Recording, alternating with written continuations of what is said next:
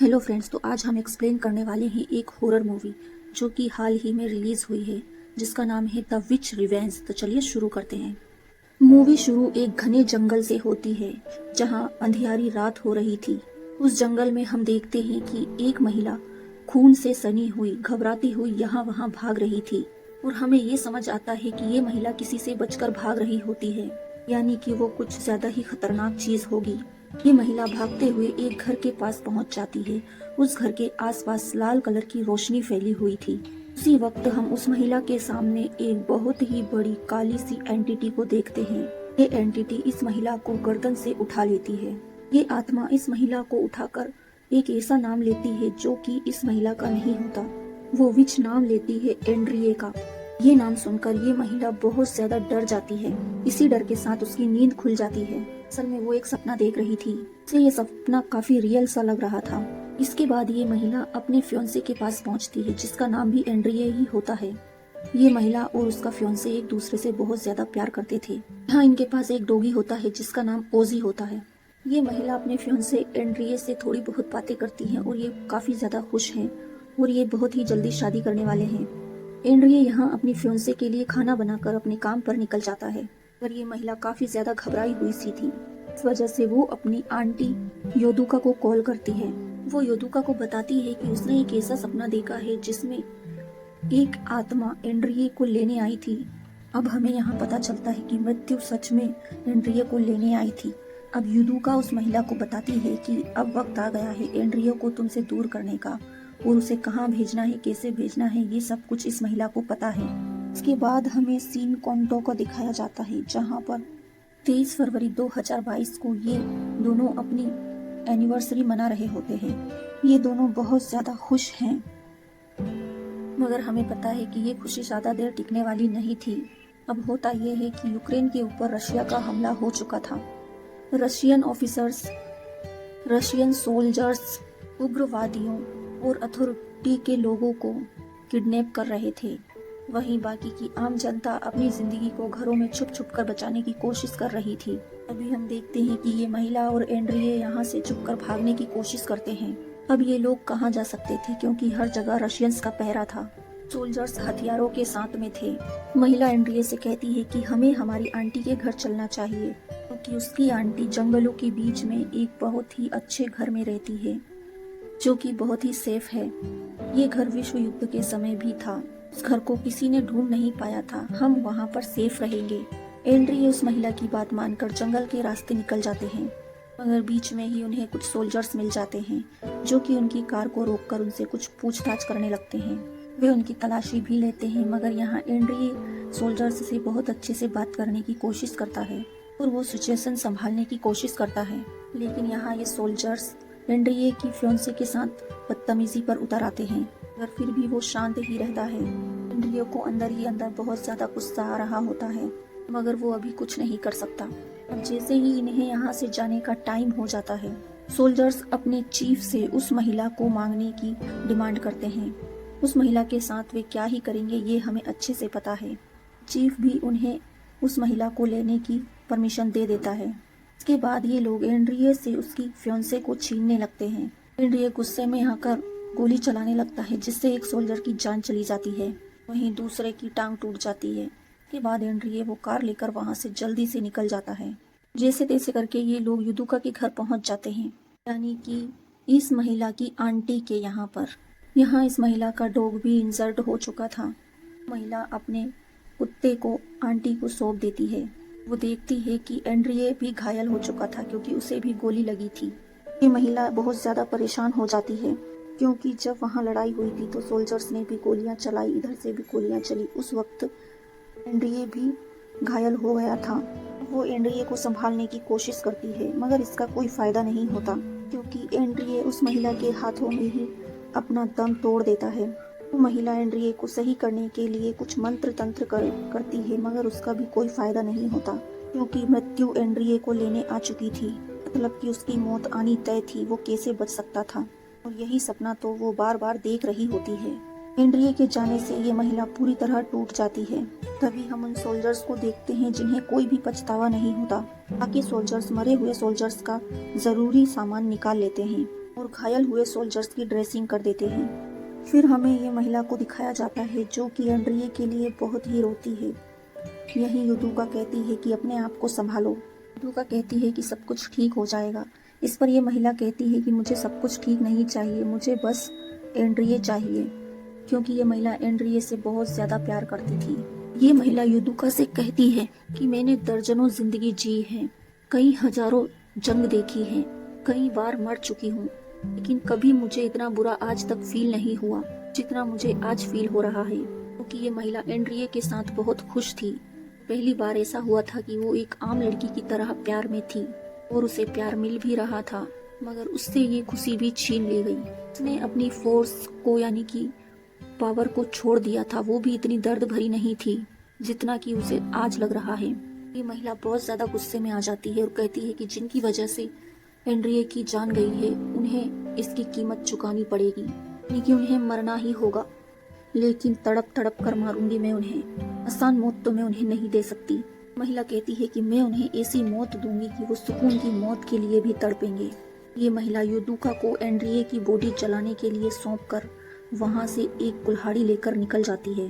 अब हमें समझ आता है कि ये महिला कोई आम महिला नहीं थी, ये कुछ और ही थी।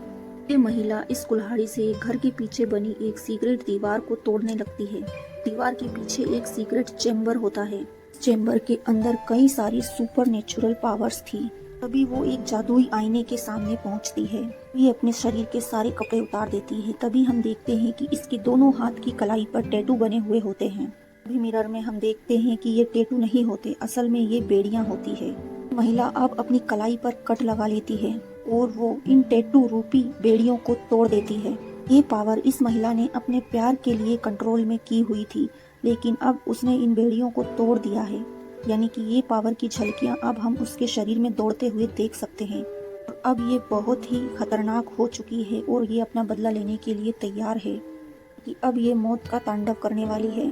इस महिला का नाम हमें इसलिए नहीं बताया गया क्योंकि असल में ये एक विच है, यानी कि चुड़ैल, और ये अब अपना मौत का तांडव शुरू करेगी, द विच रिवेंज, और यही इस मूवी का नाम भी है। अगले सीन में हम रशियन सोल्जर्स को फिर से देखते हैं। सोल्जर्स का चीफ उनसे कहता है कि अभी उनका खाना नहीं आ पाएगा कि यूक्रेन ने खाने वाले ट्रक्स को रोक दिया है। वो खाने के लिए कुछ भी कर सकते हैं, यानी कि किसी को भी मारकर खा सकते हैं, और इसके बदले उन पर कोई भी एक्शन नहीं लिया जाएगा।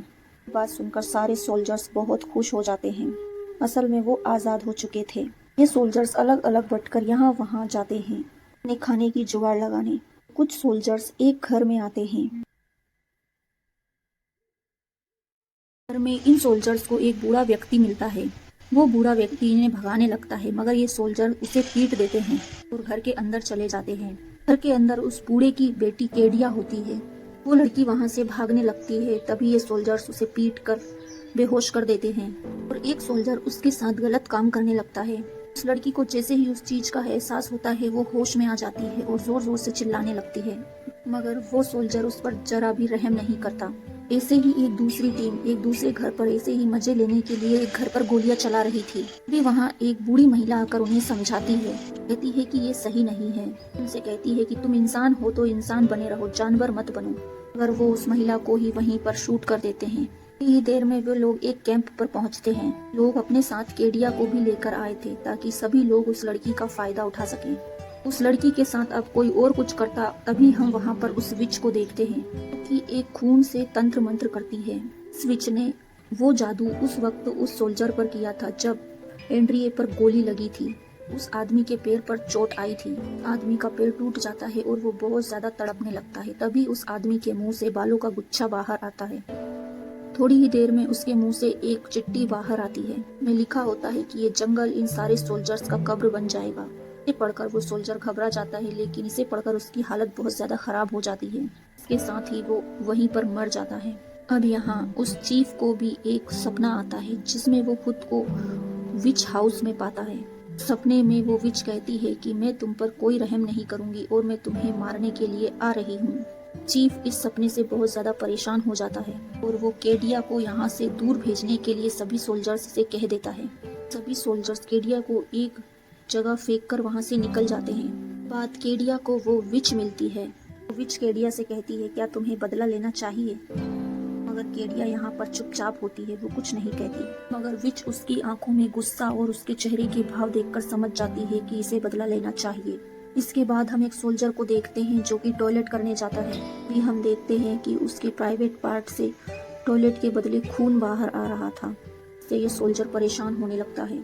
इसी बीच हम दो और सोल्जर्स को देखते हैं, जिसमें से एक सोल्जर को विच जादू करके अपने वश में करने की कोशिश करती है। वो उसे मारने की कोशिश भी करती है, मगर उसकी फैमिली फोटो देखकर रुक जाती है। अब ये विच दूसरे सोल्जर को फंसाकर पैसे का लालच देती है, क्योंकि जमीन पर पड़े पैसे देखकर लालच में उस विच के पास आने लगता है। अब अगले दिन जब सभी सोल्जर्स जागते हैं तो सबको वही मैसेज मिलता है जो कि उस चीफ को मिला था। मैसेज में लिखा था कि तुम सभी लोगों की कब्र इसी जंगल में बनेगी। इसे पढ़कर ये सोल्जर्स डर जाते हैं, मगर चीफ ये सब चीजें नहीं मानता था। चीफ कहता है कि कोई उन्हें डराने की कोशिश कर रहा है, इससे ज्यादा कुछ नहीं। वो सोल्जर्स इसे कहता है कि तुम एक सोल्जर हो, तुम्हें डरने की जरूरत नहीं है। अभी एक सोल्जर आता है और उन सभी सोल्जर्स को एक जंगल की तरफ ले जाता है, जहाँ पर बहुत सारी डॉल्स लटकी हुई थी, यानी कि काले जादू की हुई। सभी लोग आगे बढ़ते हैं, तभी उन्हें वही सोल्जर्स दिखाई पड़ता है जो कि उस विच के लालच में आ गया था। वो विच उसे एक डोल से टॉर्चर कर रही थी, जिसने उसके लिप्स सिल दिए थे, उसके बाल उखाड़ दिए थे, उसका पेट फाड़ दिया था। अभी उसे बचाने के लिए एक सोल्जर आगे आता है। अचानक से वो लालची सोल्जर ब्लास्ट हो जाता है कि उसके आगे ही विच ने एक बॉम्ब ट्रैप लगाया हुआ था। ये सब कुछ देखकर सारे सोल्जर्स डर जाते हैं। सभी लोग उस सोल्जर पर गुस्सा करते हैं जो अभी बम से उड़ा है। वो कहते हैं कि उसे आगे नहीं जाना चाहिए था। अभी हम उस विच को देखते हैं जो कि एक घने जंगल में बहुत ही भयानक और काला जादू कर रही होती है। जादू में वो एक डीमन को बुला रही होती है मंत्रों की हेल्प से, और उस डीमन को वो अपने अंदर समाहित कर लेती है ताकि इस विच की शक्तियां और खतरनाक हो सके। अभी युदुका देखती है कि काले आसमानों से कई सारी मरी हुई चमगादड़ें गिर रही हैं। युदुका समझ जाती है कि विच अपने बदले के लिए अब बहुत ज्यादा आगे बढ़ चुकी है, जो कि उसके खुद के लिए भी सही नहीं था। सच तो ये है कि इस विच ने डीमन से समझौता कर लिया था, जो कि बहुत ही खतरनाक है। युदुका उसे बहुत समझाती है, मगर वो विच उसकी एक भी नहीं सुनती। कहती है कि जब से मेरा एंड्रिए गया है तब से मुझे किसी से मतलब नहीं रहा। ये काला जादू उसके साथ क्या करेगा, उसके साथ क्या होगा, उसे इन सब से कोई मतलब नहीं है। विच सिर्फ अपना बदला लेना चाहती है। वैसे भी वो मर रही है और अब उसे जीने की भी कोई चाह नहीं है। युदुका उस विच को समझाती है कि मैंने ही तुम्हारी जान बचाई थी, मैंने ही तुम्हें विच बनाया है। युदुका कहती है तुम मुझे छोड़कर नहीं जा सकती। मगर विच तो यहाँ पर बहुत ज्यादा टूट चुकी थी। के बाद हम उसी सोल्जर्स को देखते हैं। वो अपनी फैमिली फोटो देखता है जिसमें उसका बेटा और वाइफ खून से सने हुए थे, यानी कि वो मर चुके थे और उस फोटो पर उस विच ने ही जादू किया था। ये सोल्जर अपनी फैमिली से मिलने की जिद करने लगता है, जिसे चीफ जाने से मना कर देता है। अभी हम देखते हैं कि ये सोल्जर टैंक लेकर निकल पड़ता है। रास्ते में उसे ये विच दिखाई देती है जो कि उसके माइंड के साथ माइंड गेम खेल रही थी। वो विच उस सोल्जर को अंदर से तोड़ने लगती है। इसी बीच ये वाला सोल्जर वो दो सोल्जर के ऊपर ट्रक चला देता है, उन्हें कुचल देता है। कि सोल्जर्स उस सोल्जर को पकड़कर बहुत बुरी तरीके से धोते हैं, जिन्हें वो समझाने की बहुत कोशिश करता है, मगर यहाँ किसी को भी उसकी बात पर यकीन नहीं होता। अगले सीन में हम एक कैंप देखते हैं जहाँ पर अचानक से बमबारियां होने लगती हैं। उस बम के धमाकों से बचने के लिए सारे सोल्जर्स यहाँ वहाँ भागने लगते हैं। इसी बीच एक सोल्जर जंगलों में पहुँच जाता है। ये सोल्जर वो होता है जिसने उस बूढ़ी महिला को शूट किया था। वहीं पर खून से सनी हुई उसे उस बूढ़ी महिला की साइकिल दिखाई देती है। अब उस बूढ़ी महिला का भूत इस सोल्जर को हॉन्ट करने लगता है। वो सोल्जर इधर उधर भागता है, मगर उसका कोई फायदा नहीं होता।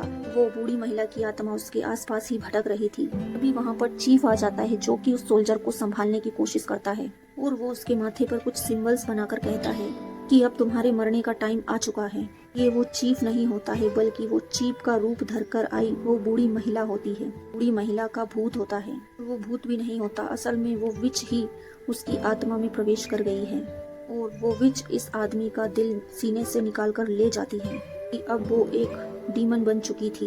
अब सभी सोल्जर्स उस सोल्जर को देखते हैं तो वे बहुत ज्यादा डर चुके थे, क्योंकि एक के बाद एक हादसे उनके सामने आ रहे थे। भी यहाँ पर एक सोल्जर कहता है कि ये काम विच का है, क्योंकि ये नॉर्मल घटना नहीं है और वो विच इस जंगल में बसी हुई है। अगर चीफ उसे फटकार लगाता है, क्योंकि वो इन सब चीजों को मानता ही नहीं है। अभी हम उस विच को देखते हैं जो कि उस सोल्जर का दिल खा रही होती है। उस विच के पास उसकी आंटी युदुका पहुंचती है। युदुका बहुत समझाती है, लेकिन उसके बाद भी वो विच युदुका को ही हर्ट करती है। वो कहती है कि मुझे और शक्तियाँ चाहिए, और जब वो होश में आती है तो वो युदुका से माफी मांगकर वहाँ से चल जाती है। यहाँ युदुका भी उस विच की हरकतों से बहुत ज्यादा डर जाती है, क्योंकि इस विच का नाम ओलेना होता है। क्योंकि ओलेना अपनी बदले की आग में जल रही थी, वो खुद को ही खोती जा रही है। धीरे धीरे वो पूरी तरह से इविल विच में तब्दील हो चुकी है, जो कि एक वक्त पर उसे ही निगल जाएगा। अब रात का समय होता है, तब ये ओलेना विच कैंप के अंदर आती है और उन लोगों को धमकी देती है, और अगले दिन वहाँ से मरे हुए सोल्जर्स की बॉडी भी गायब होती है। अब बाकी के सोल्जर उस मरी हुई बॉडी को ढूंढने के लिए जंगल में आगे बढ़ते हैं। तभी वो देखते हैं कि वो मरी हुई बॉडियां पेड़ पर लटकी हुई हैं। हाँ, एक सोल्जर तो इतना ज्यादा डर जाता है कि वो सोचता है कि अब हम भी नहीं बचेंगे, और वो खुद को खत्म कर लेता है। यानी कि वो इस विच के द्वारा दिए गए, वो सोच रहा था कि विच पता नहीं किस तरह से तड़पा तड़पा कर मारेगी, इसलिए उसने खुद की ही जान ले ली। तभी हम उस सोल्जर को देखते हैं जिसने केडिया के साथ गलत काम किया था। उसके प्राइवेट पार्ट्स से कीड़े मकोड़े बाहर आने लगते हैं, यानी कि इल्लियां। वो खुद को बचाने के लिए शहर की तरफ भागता है। तभी वो मदद के लिए केडिया के घर ही पहुंच जाता है। उसे मारने के लिए केडिया आगे बढ़ती है। वो सोल्जर केडिया से रहम की भीख मांगता है। केडिया वहीं पर रुक जाती है, लेकिन वो सोल्जर केडिया को मारने के लिए ही गन उठा लेता है। केडिया को गुस्सा आ जाता है और वो गुस्से में आकर कुल्हाड़ी से ही उस सोल्जर को काट डालती है। यहीं पर केडिया का बदला पूरा हो जाता है, और ये ही प्रॉमिस उस विच ने केडिया से किया था। यहाँ पर सारे सोल्जर्स को ओलेना विच दिखाई देती है, जिसका सभी लोग पीछा करते हैं, मगर दो सोल्जर्स अपने आप में आपस से ही लड़ने लगते हैं और वो दोनों एक दूसरे को मार डालते हैं। कुछ सोल्जर्स और चीफ जो होते हैं उस विच के ऊपर गोलियां चलाने लगते हैं, जिससे वो इंजर्ड हो जाती है और घर आ जाती है। यहाँ युदुका उसकी गोलियां बाहर निकालती है। युदुका कहती है कि एक एक सोल्जर्स की मौत की कीमत तुम्हें ही चुकानी पड़ेगी। कहती है कि जब आखिरी वाला सोल्जर यानी कि चीफ खत्म होगा तब तुम भी मारी जाओगी, क्योंकि विच ने जो डेविल से डील करी है उसके चलते वो नहीं बचने वाली, और युदुका ये नहीं देख सकती थी। युदुका फिर से उसे समझाने की कोशिश करती है, अगर ये विच गुस्से में आ जाती है और युदुका को मना कर देती है। ये सारे सोल्जर्स विच के घर तक पहुंच जाते हैं। विच उन सबको एक एक करके मारने लगती है। यहाँ चीफ उस विच को पकड़ लेता है और उसके साथ गलत हरकत करने की कोशिश करता है, यानी कि करने ही लगता है। और तभी हम देखते हैं कि असली विच तो उसके पीछे आ रही थी। वो ये जो हरकत कर रहा था असल में वो उनका ही एक सोल्जर होता है, यानी कि ये उसका दिखाया हुआ एक छलावा था। यहाँ विच उसे तड़पाने लगती है और मारने लगती है। जैसे ही वो जान से उस सोल्जर को मारने वाली थी, तभी युदुका उसे बताती है कि तुम्हारे पेट में एक बच्चा पल रहा है, और अगर ये चीफ मर गया तो ये बच्चा भी मर जाएगा, क्योंकि यही उसकी डील थी डेविल और डीमन के बीच वाली। और ये बच्चा उस विच के प्यार की निशानी है और उसके जीने का सहारा भी है। ये विच खुद को शांत करने की कोशिश भी करती है, मगर उसका जादू खत्म नहीं होता। तभी उसका डॉग ओजी वहाँ पर आ जाता है, जिसे देखकर विच शांत हो जाती है, क्योंकि विच को कहीं न कहीं ओजी से भी प्यार था। विच युदुका से कहती है, मैं इसे माफ तो कर दूं, लेकिन वापस वही चीजें लौट कर आएंगी और फिर से मुझे दुख होगा। मगर युदुका समझाती है कि हमें चीफ को मारने की जरूरत ही नहीं है। युदुका कहती है कि उससे बदला लेने के लिए हमारे पास एक अलग तरीका है। तभी अगले सीन में हम चीफ को कैंप पर देखते हैं, जिससे कि युदुका ने उस चीफ को पूरी तरह से पागल कर दिया था। अब यहाँ पर नए सोल्जर्स आते हैं जो कि चीफ को ही अरेस्ट कर लेते हैं। यहाँ पर सभी सोल्जर्स को लग रहा था कि इस चीफ ने ही बाकी सोल्जर्स को मारा है। इस चीफ के साथ ये लोग क्या करेंगे ये हम सोच भी नहीं सकते, क्योंकि ये इन लोगों का दुश्मन बन चुका था। इसके बाद अगले सीन में हम देखते हैं कि विच ने एक बच्चे को जन्म दिया था। इसी के साथ वो एक अच्छी जिंदगी जिएगी और विच का बदला भी पूरा हो चुका था। के साथ में ये विच की कहानी यहीं पर खत्म हो जाती है। कैसी लगी आपको कहानी कमेंट्स में जरूर बताइए। Thanks for watching.